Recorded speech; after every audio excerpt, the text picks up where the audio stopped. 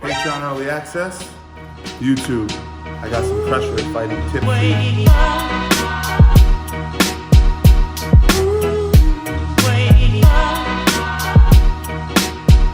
This goes out for Blood Brothers. He made a request. I usually don't do YouTube requests, but Blood Brothers is an old school subscriber. He's been subscribed since maybe the beginning of the channel or close to it. So I figured I'd do him this favor. How do fighters like Canelo, Ferguson, Oliveira create pressure on their opponents? Even Khabib create pressure. And how do they develop that ability to make their opponent get tired through forward pressure? So it really only breaks up into two different fields. There's only two ways you can create pressure: psychological pressure, mental pressure, or physical pressure. So let's talk a little bit about what everyone already knows, which is cutting the cage off. So if I have Pete against the wall, or in this case, it would be an octagon, if you could visualize that, and we want to create pressure. How do we create pressure? Well, never following your opponent. You see fighters, even in last night's fight night or Las Vegas card, that the guy will be moving off the wall, let's say, and he'll follow the guy's lead leg. So as he circles, he'll follow, right? That's one of the worst things you can do as a fighter, okay? What you always want to do if you want to create pressure, as your training partner or opponent takes a lateral step, you're always going to step to the side, okay? So you're heading him off. If he steps to his left, I'm stepping to my right. And that's how we create initially what we consider psychological pressure, right? So as he steps to the side, I step to the side. As he steps to the side, I step to the side. Now, that I would categorize that as a combination of physical and mental, but certainly a lot of mental, right? Because I'm not hitting Pete. Now, when I start to use things like teeps, where I'm hitting him, but he can't hit me, so push kicks to the body, I hit him, he tries to hit me, I'm out of range. Now we're combining mental pressure and physical pressure. So one of the first things I like to teach in terms of pressure is cutting the cage off. And you just do that by taking lateral steps and matching his steps. So if he takes 2 quick steps this way, I head him off with 2 steps.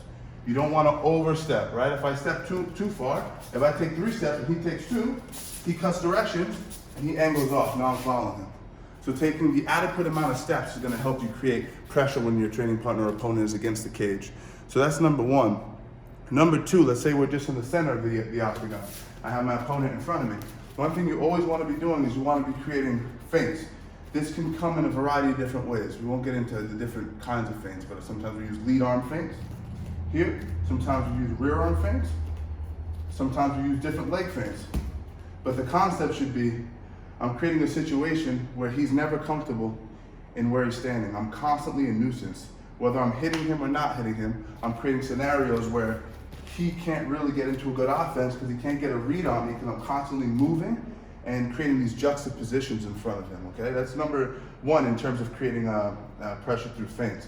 Another thing we can do, let's talk about physical pressure, is mixing up our high and low attacks. So in a fight, you can become fairly predictable if all you do is go upper body, right? Upper body, everything I do is upper body, he's gonna adjust to that, right? So what we do is we work upper body with lower body.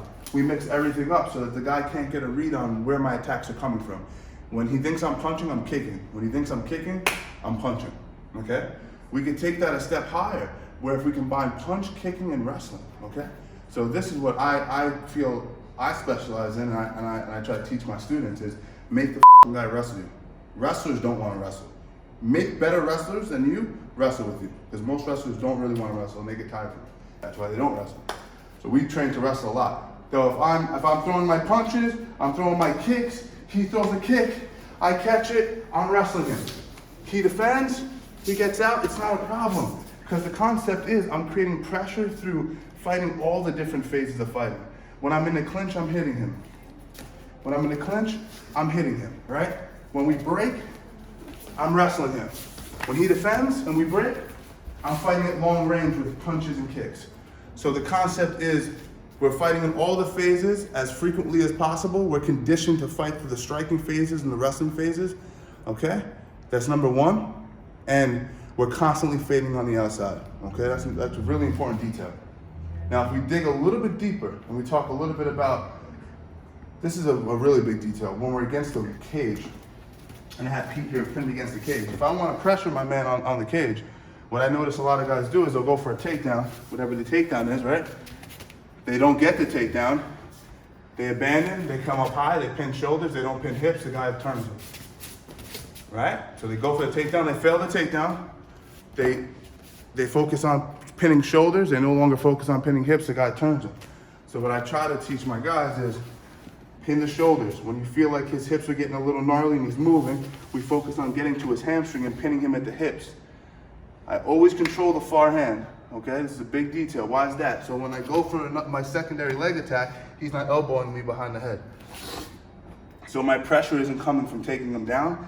It's from grabbing, controlling his far wrist, controlling his hamstring, straightening both my legs out, and driving into his rib cage, right below his floater rib, right in that area. And what I teach my guys to do is to actually hold that position and training, get used to being there for 5-6 minutes at a time. And so that's what we do, right? So even if the guy knees me hard in the stomach, he knees me hard, I want my guys to be conditioned to take the knee and work from these positions. And then instigate. So I instigate a single, right? Doesn't work, I go right back to wrestling him here and holding guys. So creating pressure in that form is literally creating pressure. It's quite literal. I'm holding the guy in place and I'm molding him into the cage itself. Okay, not just going for takedowns. If you just go for takedowns, when you fail on those takedown attempts, you're gonna get discouraged.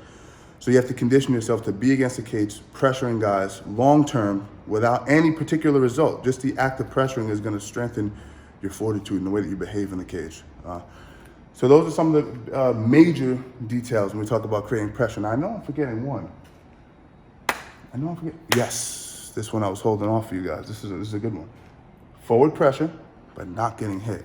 Canelo's the best at this. He's the pound for pound king at this. So if I'm fighting in front of Pete, wherever we are in the cage, doesn't matter.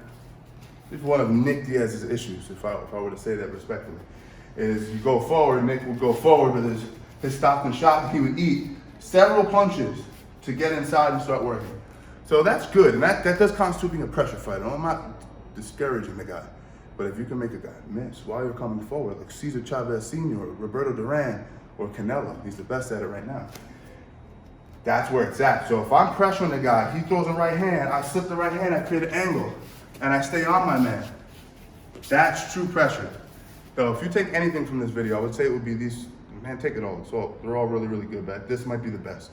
Going forward, pressuring the motherfucker, making him miss you while you go forward. If you could do that, guys are gonna break mentally and physically. They're gonna get tired because they're chucking shots. So as I come forward, I'm picking shots off. He goes right hand, boom, boom, boom, I'm moving him back, right? I'm constantly moving him back. I'm instigating my shots. He turns, right? He throws a right hand, bang, bang, I'm on him. If you can learn to do that, mixing up high-low attacks, you're wrestling and you're striking, making guys miss while you go forward, he's in trouble, all right? Check out the Patreon. USA! Pinned. First comment's pinned. Also, the description has all that good stuff. Thank you guys for the continued support. Make sure you guys subscribe. I got a new clothing line out, a collection that we just did with a local artist, Cody. I'll link all that stuff here. Make sure you guys check that out. And I appreciate the continued support. Thank you guys.